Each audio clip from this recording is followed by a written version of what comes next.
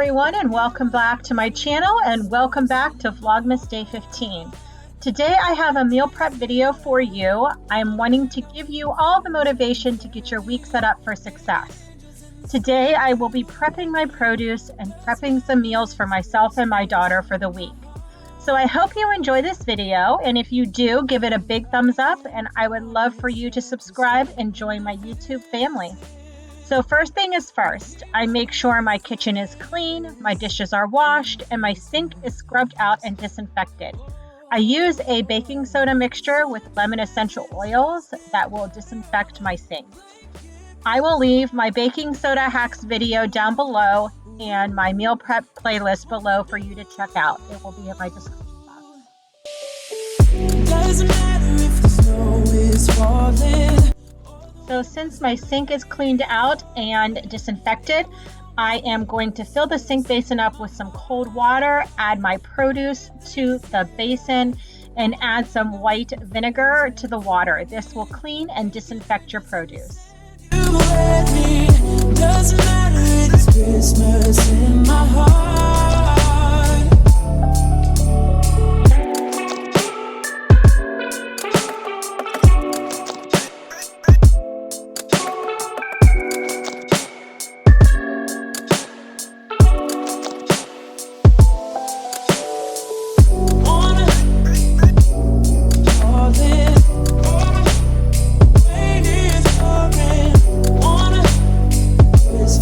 First things I am going to meal prep are these eggs that are left over. I have 6 eggs left over, so I am going to hard boil them. And the one thing I do, I don't know if it makes a difference or not. My mom always says that my eggs turn out very nice on the inside. They don't brown and have that brown ring around them. And the only thing I do differently than her is put salt in my water. I don't know why. I've always done that, but I have.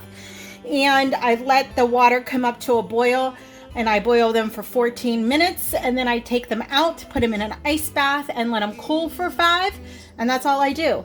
And they turn out beautiful on the inside every time. So I am just going to get these eggs prepped for the week for breakfast. Another thing, a quick tip, I let the eggs sit out until the water starts to boil. I don't know if that makes a difference too. I mean, they're not like room temperature, but at least they kind of warm up from the fridge. So what I like to use for my fruits and some of my vegetables is this Igloo brand container. Hold on, let me pull this up a little bit so you can see. So there, and it has one of these things that it can be taken out, but I like to have these here so the water drips down, and it keeps your vegetables and fruit last longer. And it has a locked container top.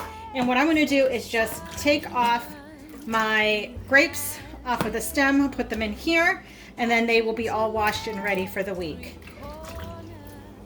Of this God-forsaken morn, what in the world would be that something that made you see that I love you? The next thing I will be prepping is some Brussels sprouts. I am going to roast them. So the first thing I'm going to do is just cut them in half, use 4 big cloves of garlic and leave those in bigger pieces. Toss the Brussels sprouts with salt, pepper, and olive oil. Place them on a baking sheet, cut side down, and roast for 10 minutes. I will then remove them from the oven, add some grated Parmesan cheese on top, and roast for another 10 minutes. Your Christmas King.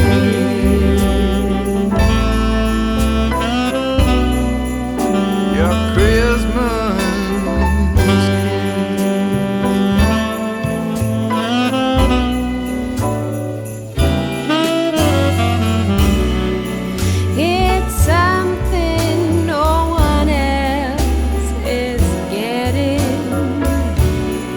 it's something you won't be soon forgetting.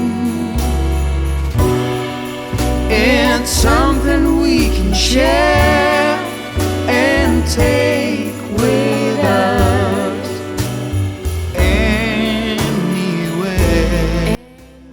Brussels sprouts are done. I just drizzled some lemon juice over the top and they were delicious.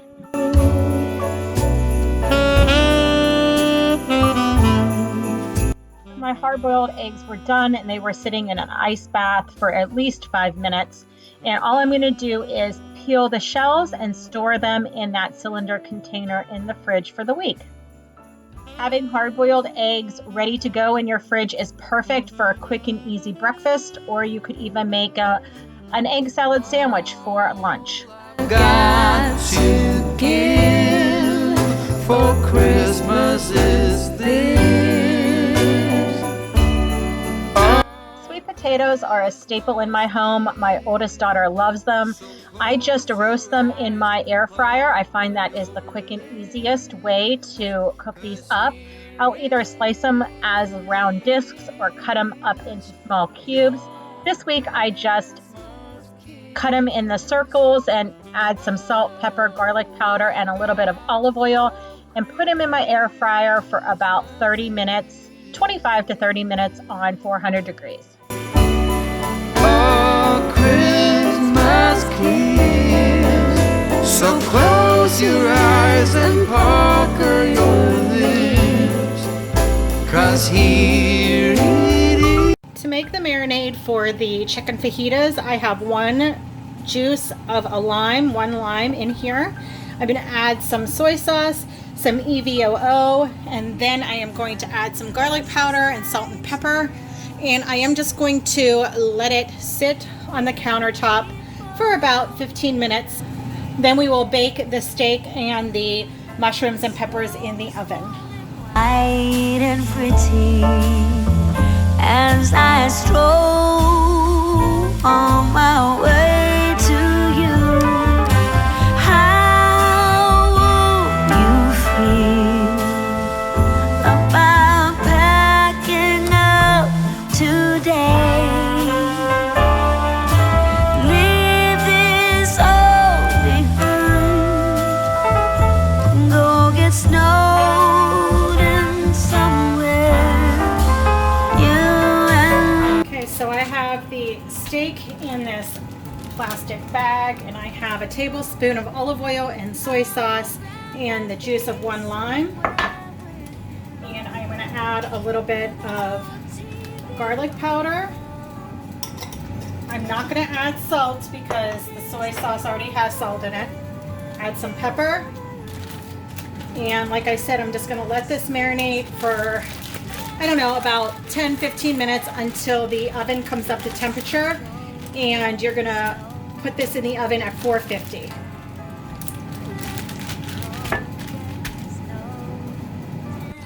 So you need to put your peppers and onions on either side of your baking dish. You will put your steak in the center. I just season these with olive oil, salt, pepper, and garlic powder.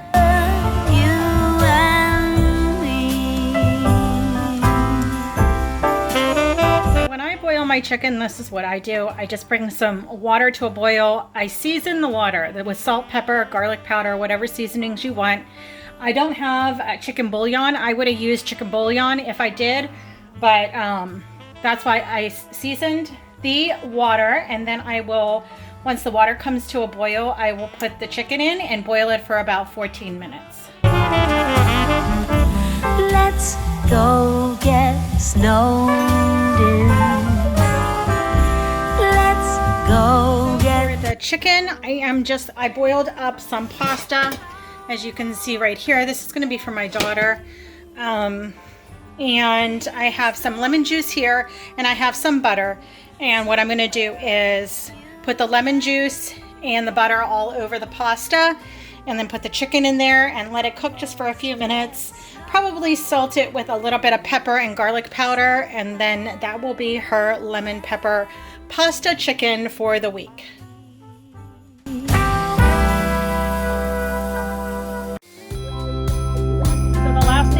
Making is my Pico de Gallo. All I do is chop up some Roma tomatoes, and in my mini food processor, I am going to dice up the jalapeno. I like that more fine. That's why I use my mini food processor for that.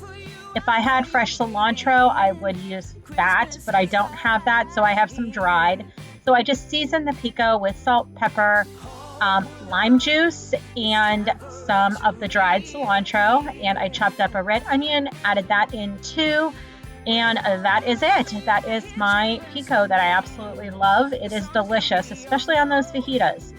So thank you everyone for watching, and I will see you in my next video. I hope this video gave you some inspiration, and if it did, make sure to give it a big thumbs up. Talk to you all later. Bye-bye.